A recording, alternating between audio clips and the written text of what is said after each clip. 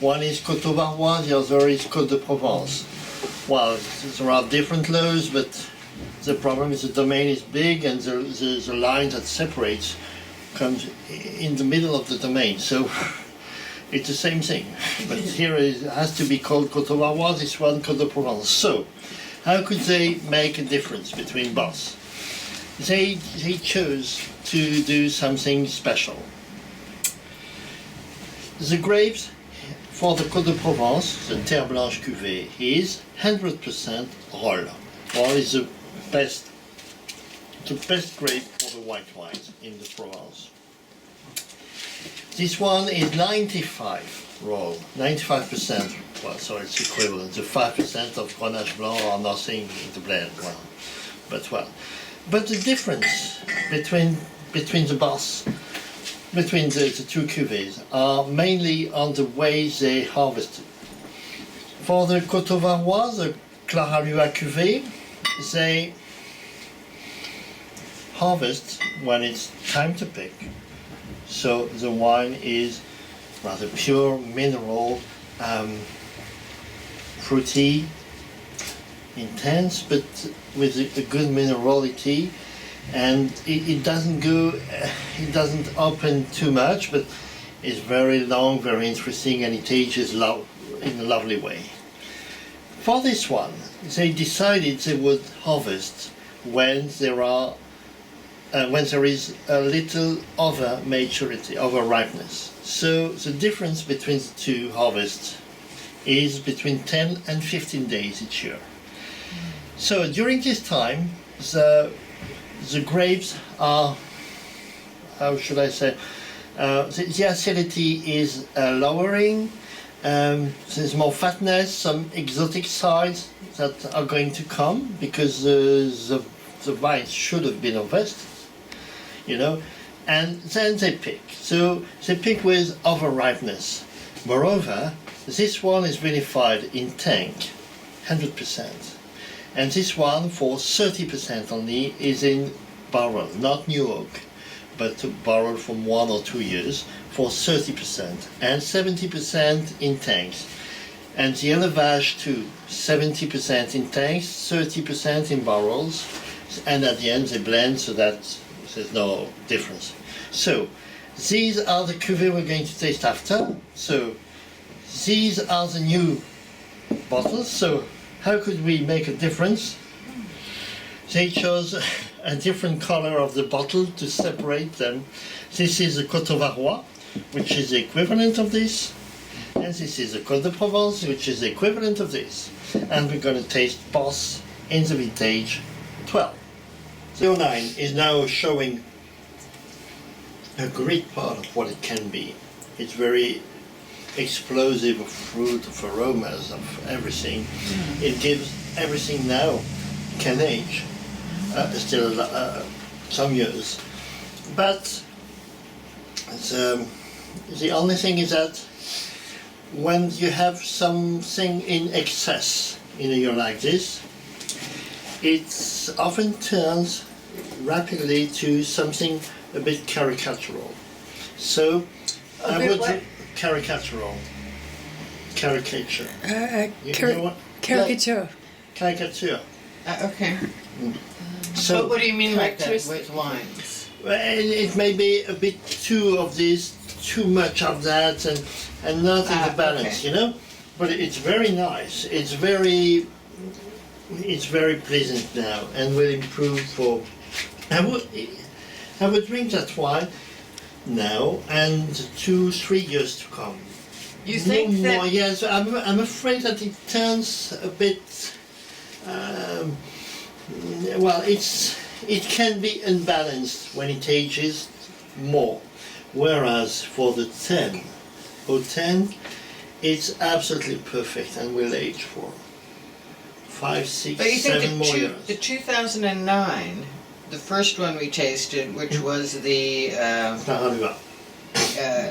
Côte de Provence. No, the first one was the Côte d'Ivoire. Right, the Côte d'Ivoire. You think that can go another year or two?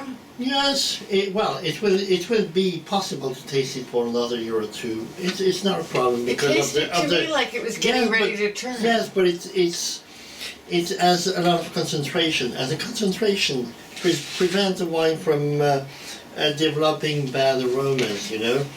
But How do you I know think- that a wine's not going just by tasting it and smelling it? you see the components inside. I'm such an amateur, I don't know, and to me it sounded like, it tasted like and smelled like it was on its last legs. No, it's not on its last legs. But it has to be drank in the 2 years to come, no more, for me. Really? Yes, And 2 I think- years would be okay? Yes, it will still be drinkable, but I'm afraid after. Yeah. I'm afraid. Yeah, I would say yes, 1 year and a half, yeah. But no more. It's perfect now and will not improve. You wouldn't have liked that a year ago better? It was better a year ago, better. It suddenly Yeah. changed, yes. Yeah. Well, that's the life of the wines, just like us. Sometimes they're a bit... Yeah, so this next year, well, the 2010 next year will be better than this was a year ago. Yes, it is already better today than this one is.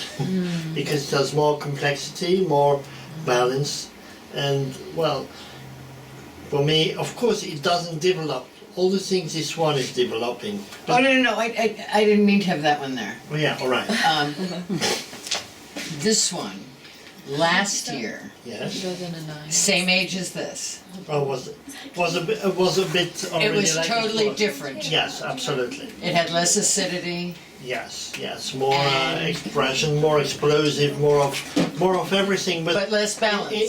Yes, less balance. You see in this one, Okay. everything's perfect. Yeah. So this didn't taste like this last year. No, absolutely Okay. not. Never.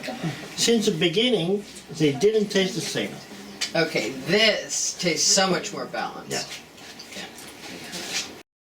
Didier can get his hands on so many great wines because he's friends with all the vineyard owners, like Burgundy and Bordeaux and Yeah, really. mostly Burgundy, and How But many has you are there in the connections. club?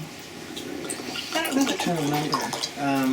I guess it varies. And at different times of year, different numbers of people come. and- Depends who's in the village at the But time. we used to do it here in the back room.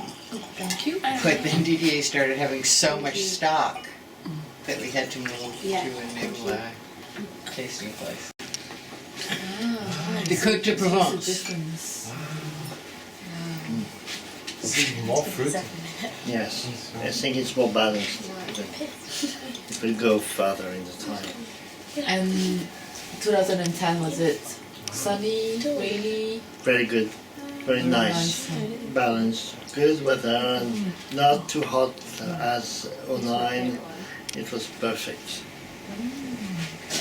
This is superb. Well, the influence of the vintage in Provence is not as important as in other areas. Here we always have sun, it's always hot and so on, but it has different degrees for that.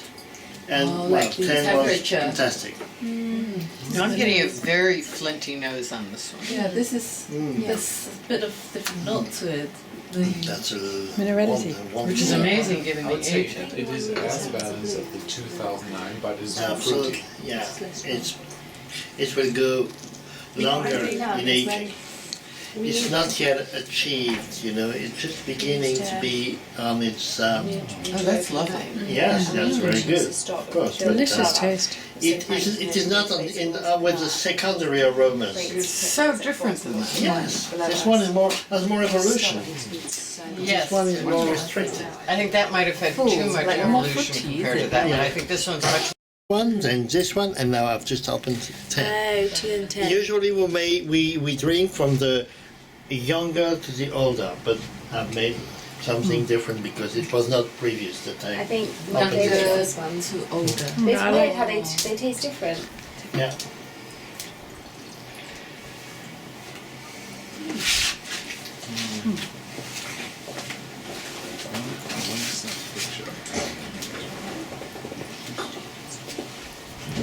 I know. I like the smell of it. I just like the smell of it. Just the smell. bad. Jacques Lussier is a musician, and he created the domain, and he was a very bad winemaker, very bad. The wines were awful, but his music was good, and he was a very good musician, so he created a recording studio in Miraval. Put it here, Miraval Pink Floyd. Oh, yeah. This Oh, is yeah. 13. But since vintage 14, they're not allowed anymore to put Pink Floyd on it. Incredible wines. And the man who owned that after Jacques Lussier was Tom Boff, an American guy who bought the domain, I think in 1992, 93 maybe. And he tried to, he saw the incredible potential of Miraval. And so he tried to do the best possible. And he worked with a guy whose name is Emmanuel Gojal, a winemaker, and culture chief for the vines. And this man is very, very good, and he made the legend of Miraval along with Tom Boff, who were alright to invest and do the things that he required. So both were a fantastic team. And so in some years, the Domaine de Miraval has become one of the greatest, and for me, since, well, let's say 2002, 2003, it became the greatest domain in Provence. Because there's something very peculiar in Miraval. It's a soil perfect for the white wines, but you also can make wonderful rosé, and some plots are dedicated to the red wines. But the white in the area of Corrence-Laval, it's a special land where it could be a special name, for that. And I know that some men are working on that, so that this precise area can have an additional appellation, because it's so good at this place. So Miraval achieved incredible white wine, one of the very few which were able to age a lot. And so most of the white wines produced in Provence, you have to drink them immediately, and now there are many white wines from vintage, well, we are in 2015, so you drink the wine from 2014 or maybe 13, it depends. But for Miraval, it's, they were very young, and most of the time you had old vintage, and that was revealing incredibly how fine the terroir was. And all the whites from Miraval, between 5 and 12 years, were at the best. It's rare that a white wine can age this way. Yeah. Delicious. So, yeah, melon, peaches, on the nose. You always win us over with rosé. Yeah. Yeah, Love it. something, a little mineral also on the nose. We have vintage weight. What was the last year that the old team stopped the vinification of the wines? 11, Okay. but you won't find any. You will find 08 is the last vintage, and I don't know what they did with 9, 10 and 11. I think they sold it in a different way.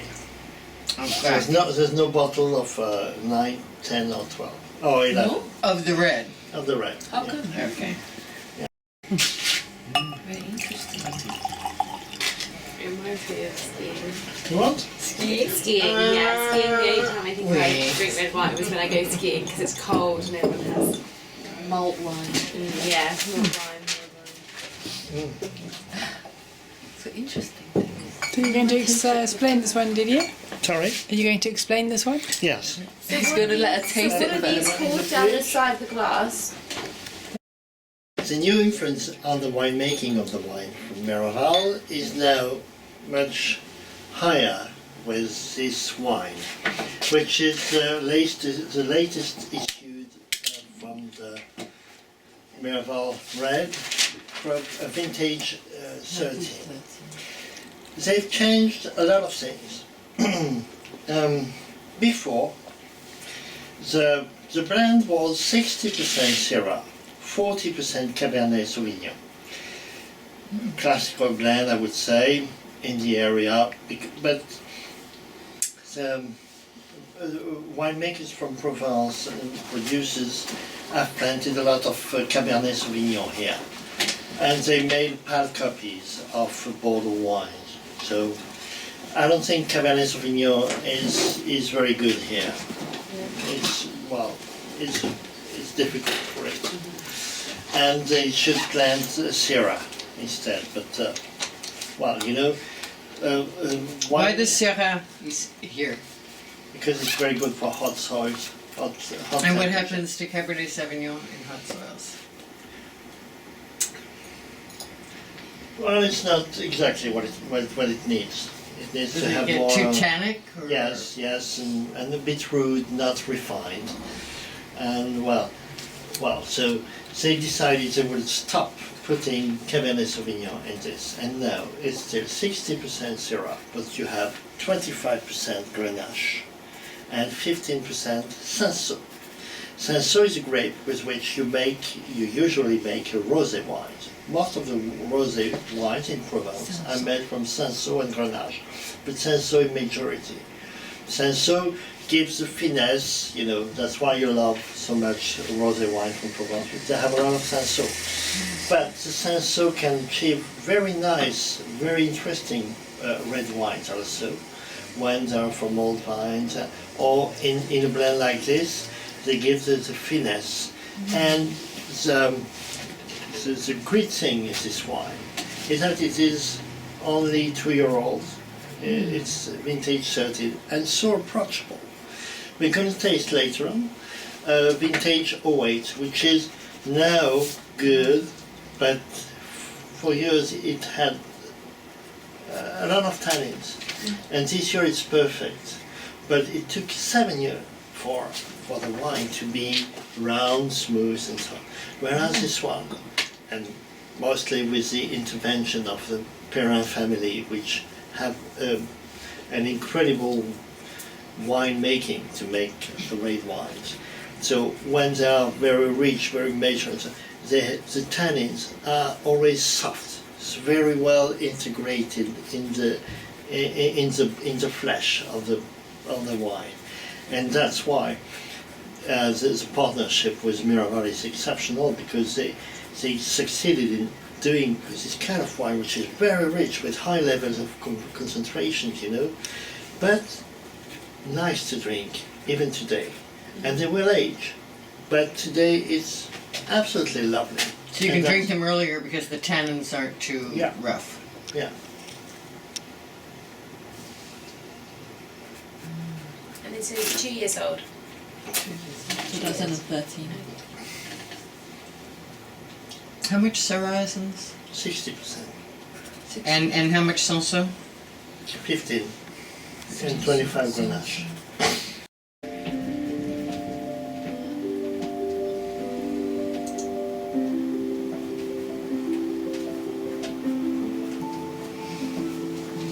Feel the battery after.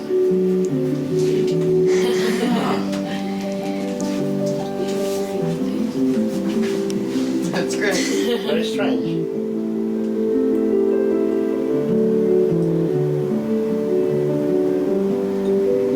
And the group is called Playback?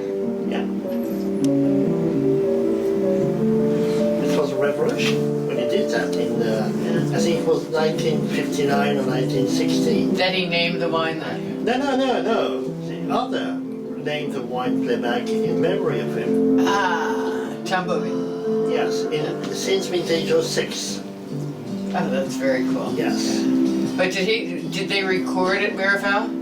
Playback? No, not at this time, no. In That had been 59. years before that he had done that. Very cool that Tom Beauvais named the wines after things that were important to the previous owner. I have a lovely story to tell you. Recently it happened to me. The first cuvée, Coton Barois, is called Clara Lua. And I was there, and it was in May or June, and a man came, an English guy, and I said, well, I came because I saw on the barrel that was a tie that you had some old vintages of Miraval, and I saw, oh, that's surprising. And so that's why I came down. I said, well, as you can see, I have some. And he saw the bottles and he said, yes. And he was with his daughter. And he asked me, do you know how she's called? I said, no, Clara. I'm the son of Tambov, and it's a granddaughter of Tambov, and that's why called Clara Lua. And I was very impressed, so I offered him an old vintage of Clara Lua. I said, drink this with your father. That's sweet. Yeah, it was nice. Well, that's what wine is about, isn't it? Yeah, wine is about life. Unbelievable what you achieved, but absolutely unbelievable. From the simple Bourgogne to the greatest. I said, oh my goodness, I can't sell this wine. So, but you know, Which vineyard was it's that? just like, imagine you have 2010. pictures of Picasso, and you know it's Picasso, and you say, I can't sell the Jew, just like if it were something ordinary, well, good, of course, but I said no.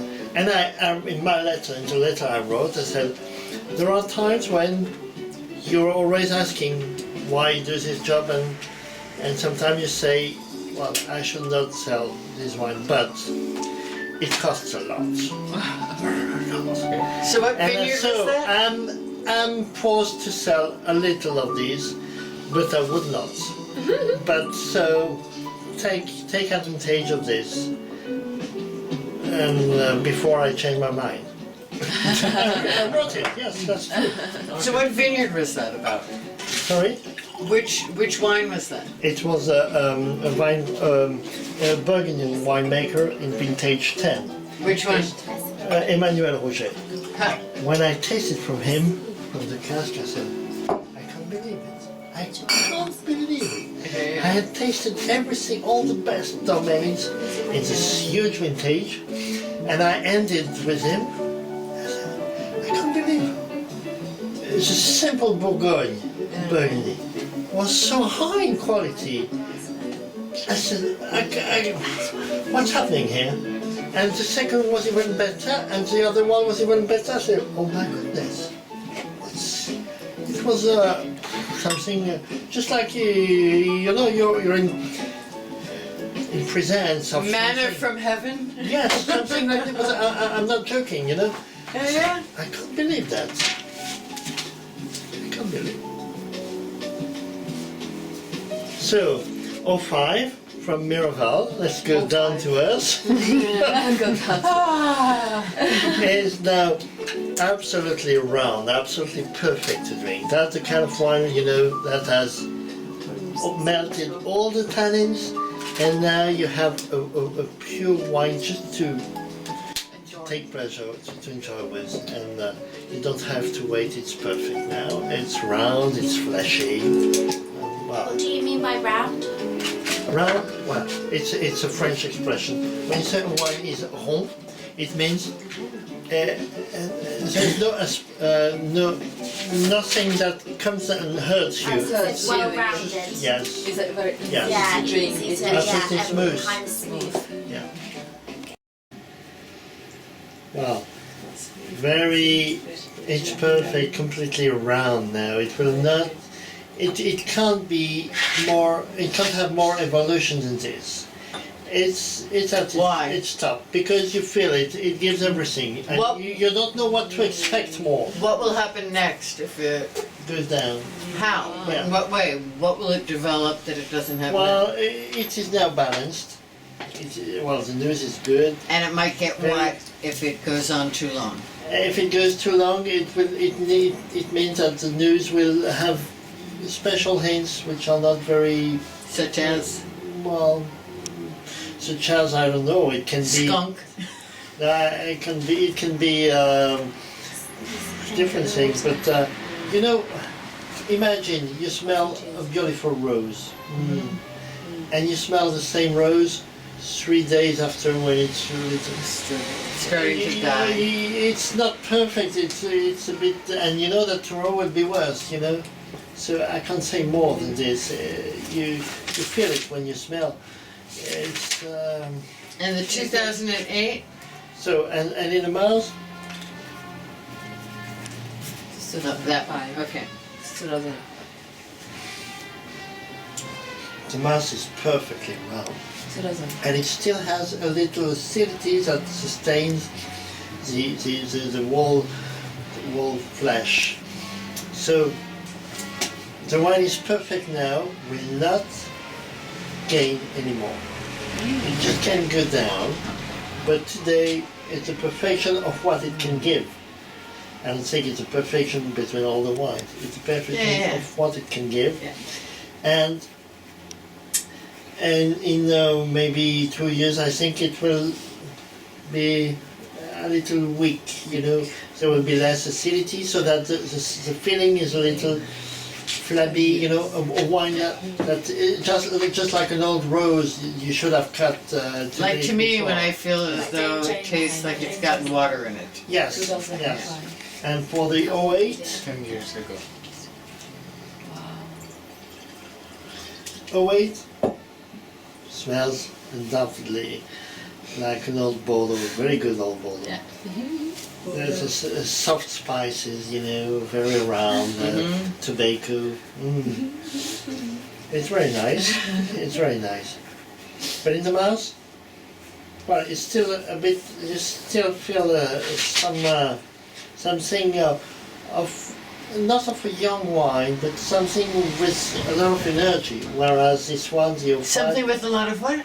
energy. Energy. Energy, sorry. The wine still has punch. You know, But it's the like it energy. gets tighter. Which one? Yes. Jimmy is It's, saying. it's But I'm not sure that I prefer that.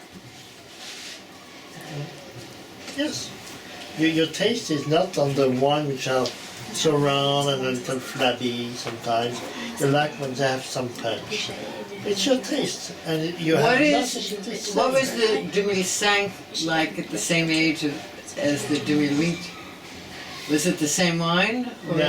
is it just age? The 2005 was always a bit round. But in fact, you know, 05 was not an exceptional vintage in Provence. It was an exceptional vintage everywhere in France except in Provence. Why Because not we Provence? had rains at the worst period. It means beginning of September and mid-September, huge amounts of rains. And the vintage is not supposed to be a great vintage. It's very good here, but in Provence, vintage 08 is not, 05 is not supposed to be a great one. It's a good one, of course, but not a great, because of this. And it's the only area where the vintage is well, medium. A bit questionable. And yeah. and if you read the comments of the trade of traders of the wines, they say, oh, that's one of the greatest vintage of the century and so blah blah blah. But in fact, when you speak with the people, they Oh, say, the weather here is so much different than No, the rest of France. it's so special. And the Demi Huit 2008 is considered to be in a Provence. difficult vintage. Why in Provence was it? But because It was pretty showed even, wasn't it? it showed the tannins, you know. 07 was very nice, very round. 09 too. And the weight is a bit harsh, you know. It was a bit tannic when it was young, but it revealed much more things than 9, which came after. And what was the difference between the weather and Demi Huit and Demi Neuf in Provence? 2009 was I don't remember them being hot, all that much sunny different. and very hot year. 2008 was contrasted and sometimes difficult, but at the end, what you had in the cuve was for the good winemakers much more interesting in a weight than 09. 09 was very round, very rich, and you couldn't do many things in 09. Just vinify and wait, you couldn't express your winemaking.